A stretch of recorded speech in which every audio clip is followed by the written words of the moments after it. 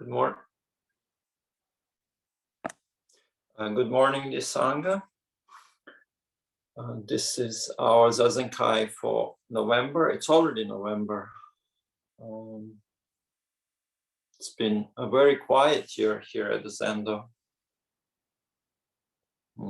It's a gray autumn day. I can hear the wind outside when I was sitting. And I was thinking it would be nice if this gray sky and the wind could shape, in some way, could shape today's Teisho and the Dharma talk. But unfortunately, I think I'm going to interfere too much with that because I have some things I prepared to say.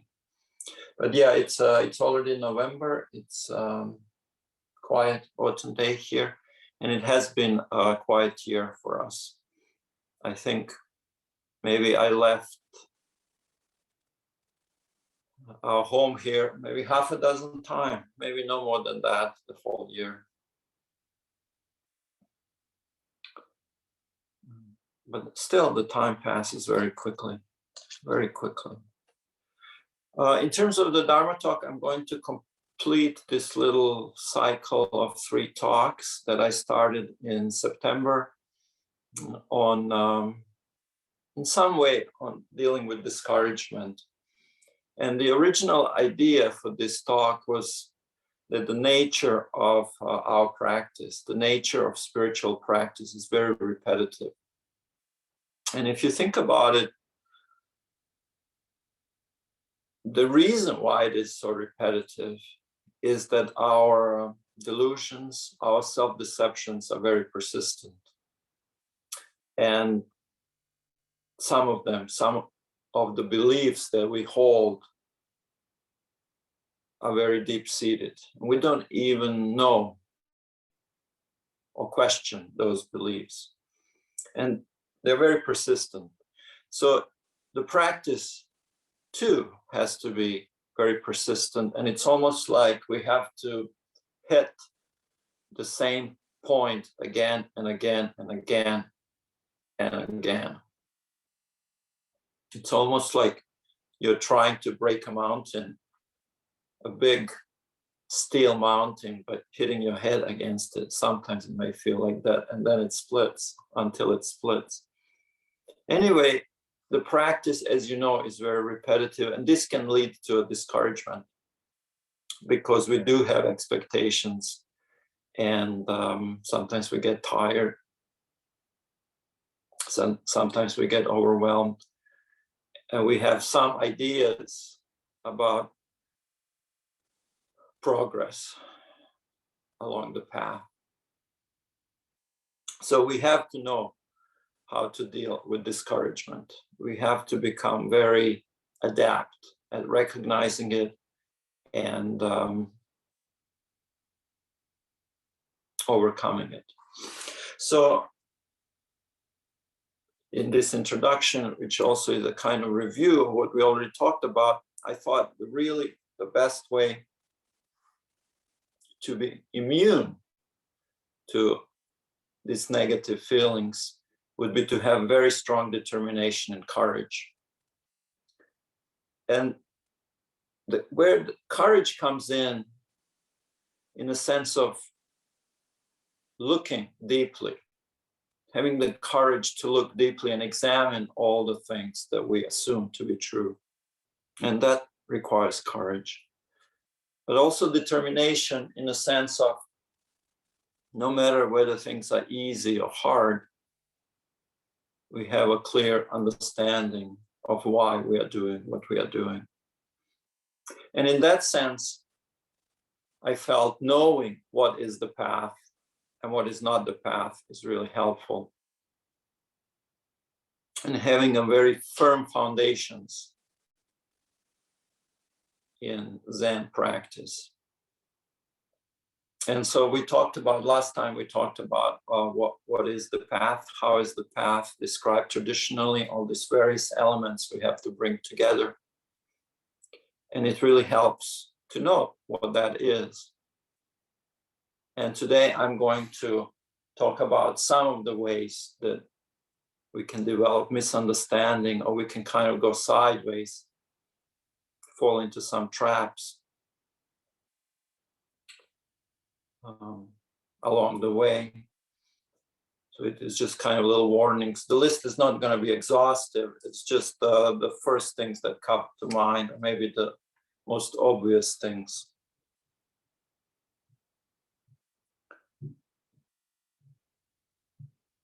Normally, when we talk about the path in the Zen context,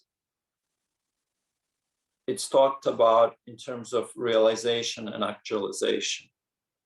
So these are almost kind of two aspects of practice, or two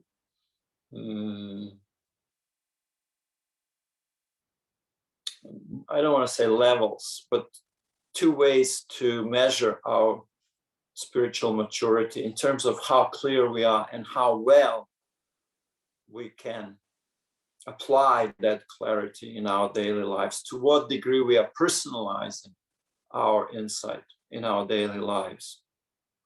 So this would be in Zen, this is kind of how the path is described sometimes, as a path of realization and then actualization. And those are, for the sake of instruction, those are divided. Sometimes it's educational to do so.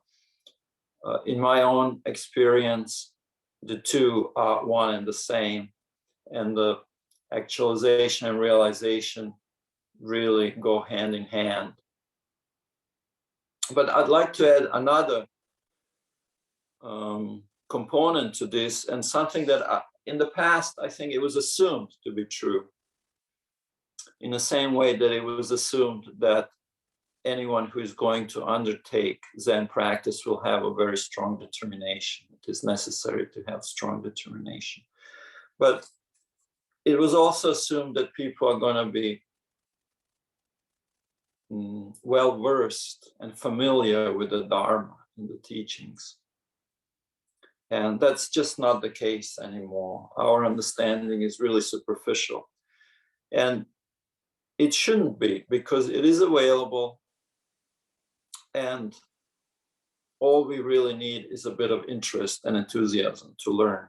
And this is what I mean by having strong foundations. We can really build strong foundations by being familiar and having no doubts and confusion about what the teachings are.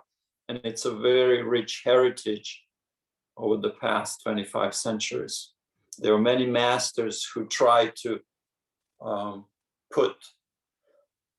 speak from their own experience, and they all added something to the richness of the Buddha Dharma. So in that sense, I think just being really familiar and having very strong understanding of what it is that is being taught is very helpful when we are dealing with practical problems, such as discouragement or even boredom. Let's talk about, sometimes the practice can be very boring because you're sitting in the zendo hour after hour, day after day, year after year. It can seem like you're wasting your life, maybe. Mind can get very restless. And so I think having a very strong foundation in the teaching is going to help us, and it's necessary. And then once we have that, it's very important to emphasize realization, because we are talking about your own mind. So you have to see things for yourself. You're not going to be able to read it in a book. You're not going to be able to learn in a classroom or by listening to a Dharma talk who you are. So we have to emphasize, we have to give courage to people to look and to see for themselves. And then this business of actualization, I think maybe it's really hard to put it in a broad context, and maybe it's best reserved for the Dokusan room this business of personalization of our insights, and how do we do that in our daily lives. And this is the kind of instructions. There are spontaneous, and each of your lives are so rich that it finds its own unique way of manifesting. So, and that's where the richness and the beauty of Zen practice also comes in. So this is a kind of another way of describing the path. So now I'm going to talk about some of the things that the path is not. Just so kind of, maybe we can recognize some of the things in our own lives, in our own practice, or maybe it's just a warning to us. If we make this mistake, if we mistake something that is not the path for the path, then it's quite natural to experience a lot of discouragement. So I'm going to start with the easiest one, and it's maybe one that doesn't necessarily apply to any of you, because you're all practitioners, you're veterans of many Zen retreats. But the path is not something that is merely intellectually satisfying. Strangely enough, for a lot of people, that's precisely what they're interested in. Reading books and kind of trying to figure out Buddhism and Buddhist philosophy, which is very rich and very, maybe very intellectually satisfying. And kind of just to stay at that level, this is not the path. Mere curiosity, intellectual curiosity, without actually applying the teachings in the kind of the rich compost of our day-to-day life, it's really they have no value as a intellectual curiosity. The Buddha Dharma has no value as intellectual curiosity. It's more like a tool.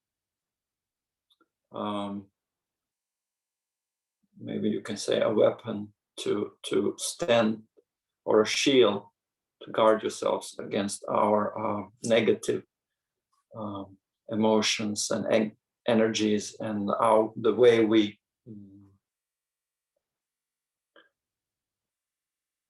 unintentionally promote the cause of suffering. So it's something that is like medicine. It's not a recipe in a book, recipe of a medicine. It is actual medicine in a bottle that has to be used. So it is not something that should be approached as intellectual curiosity. The second thing I want to mention, path is not how we feel. It is not some feeling.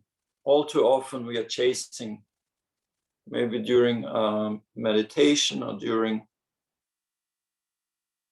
deep retreats, you may experience a sense of peace.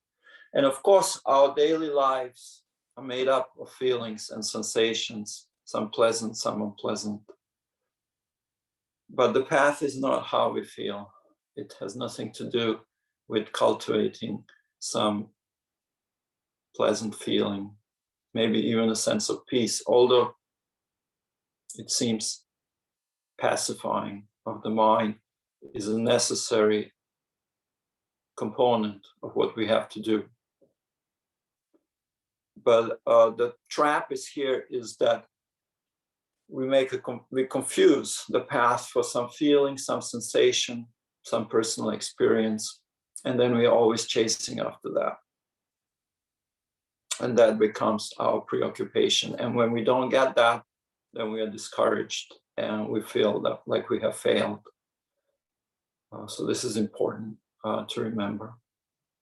Sometimes our meditation is wonderful and it's very pleasant and it brings ease of mind. And that's wonderful when that happens. And sometimes our meditation can be very uncomfortable. We can experience a lot of negative emotions, and we shouldn't be discouraged by that. we should accept both of those things in equal measure. Of course, I say, if we are not enjoying ourselves, if we are not enjoying what we are doing, then we are doing something wrong. And I still stand by that. But enjoying is not why we are doing this. We shouldn't be confused by that. I just think that if we are cultivating the right kind of practice, it's inherently, as a side effect, it's very liberating and enjoyable. The third thing about the path I want to say is that the path is not your relationship with your teacher. And this is where a lot of people make a mistake. And I don't want to spend too much time. It's a very interesting and necessary topic of conversation, this intersection between a student, teacher, and the path. I think for human beings anyway, ordinary, normal human beings, having a teacher is a necessity. But if we confuse that relationship with the teacher for path itself, it can lead to a lot of problems. The teacher is there to help you discover the path and to help you realize, well, whatever your aspiration is, to help us mature spiritually. But all too often, people identify with this relationship, and the relationship dominates the path itself. In other words, we are more interested in the quality of that relationship than we are interested in the practice itself. It can be a hiding place. We hide in the shadow of the teacher. And our value as a practitioner is solely determined by how great the teacher may or may not be. We really have, at that point, we have very little interest in cultivating the path anymore at all. It has become just another dysfunctional relationship, really. Even though the teacher may be good, really good. The hope is that the teacher, a good teacher, will not allow you to do that. We are hard pressed these days to find good teachers, but so don't make that mistake. This is again the reason why I'm emphasizing strong fundamentals, so that you're on firm ground and you don't have a lot of doubts about what practice actually is. So it is not, the path is not a hiding place. It's not a place for us to escape from life and to hide from life. This also is something you see a lot. It's a place, the path is how we discover what life is. It's not a place to replace one set of painful energies, negative emotions, fears with another.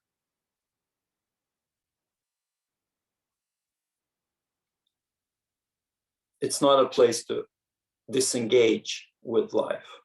The path is a way of us to engage fully with life. So it shouldn't be a place of hiding. And also then finally,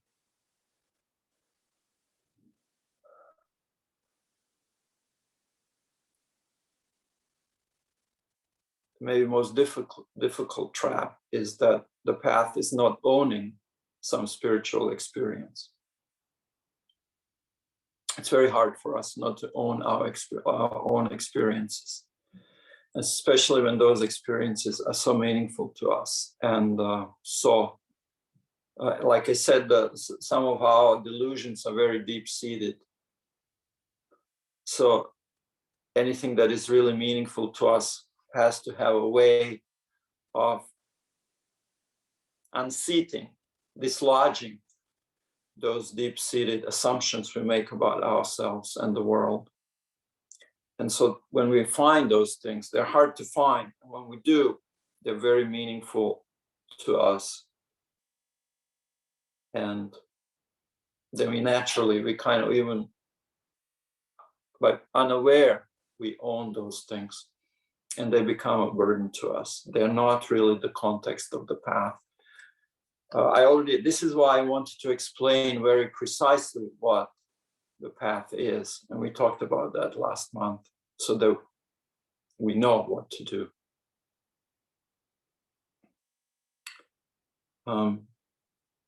Maybe a little bit easier to understand, but sometimes maybe even more difficult than owning our spiritual experiences is letting go of our opinions. So our opinions are not the path.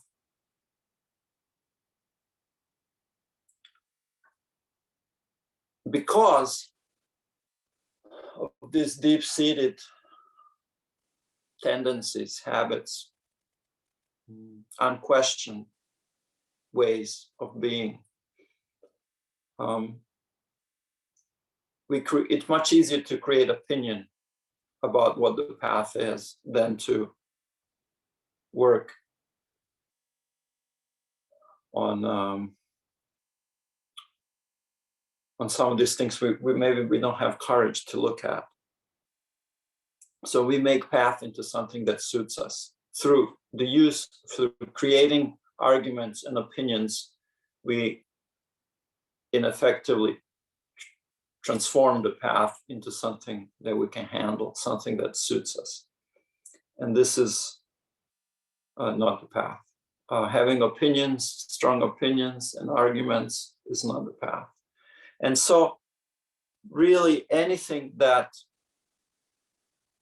promotes the cause of suffering and that promotes confusion and that keeps us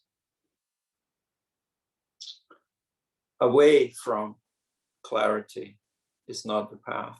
We have to, going back to this idea of union of realization and actualizations in our daily life, we have to find a way to transform the negativities. And specifically what I mean by that, I mean by aggression and prejudice and confusion and fears and our petty jealousies and competitiveness and all these negative things which promote the cause of suffering. We have to actually transform those things effectively. So anything that is proliferating the causes of suffering is not the path. And anything that is kind of encouraging, to put it colorfully, kind of the dance of the ego, the game of the ego, and all these different, the few things that I mentioned are really, that's kind of ego's dance. This is not the path.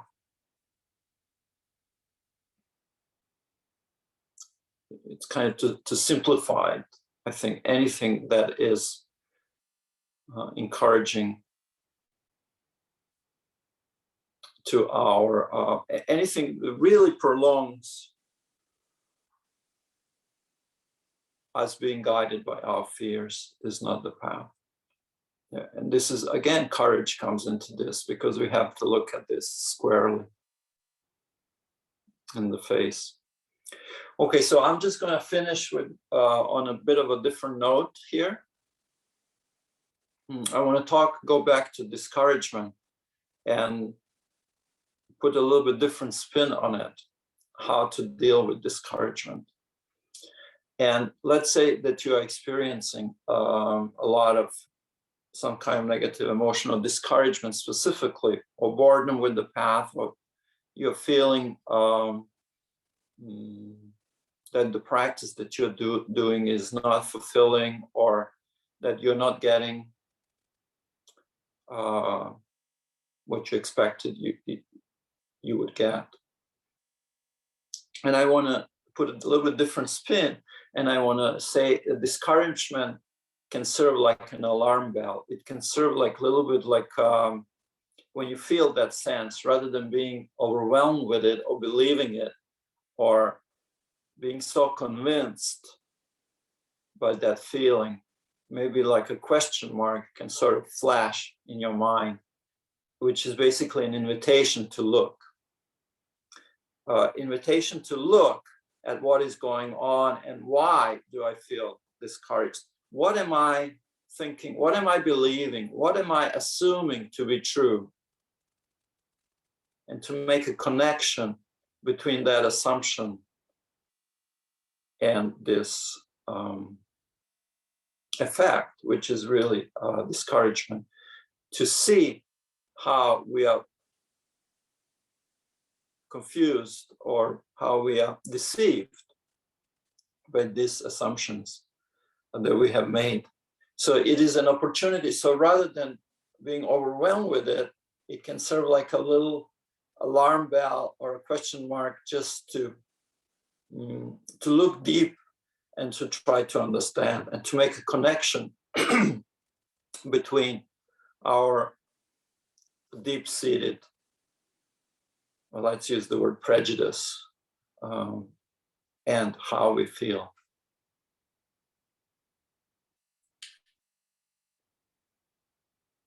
I think then, if we can do that, if we learn how to do that, then discouragement is not a problem anymore. It's really just an invitation to practice. It empowers you to be aware, really, and to use your awareness. Suddenly you're using awareness for what it's meant to be used for, which is to look and to understand, rather than being overwhelmed or influenced or led by this feeling of discouragement.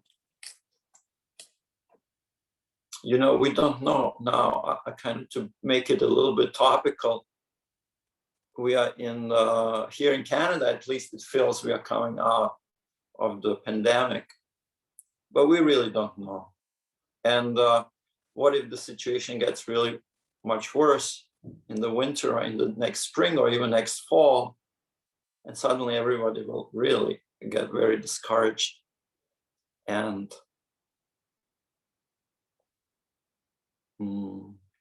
feel overwhelmed by it, because we thought, oh, we lived through this, or it's behind us, it's something that is behind us.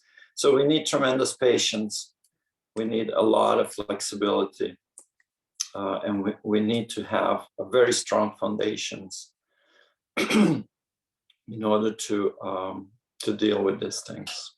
I hope that I'm being clear in terms of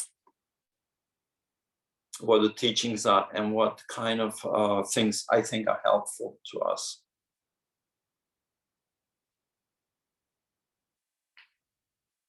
I think if somebody practices Zen or practices Buddhism and they never got discouraged, I don't know, maybe such a thing is possible, but I find that hard to believe.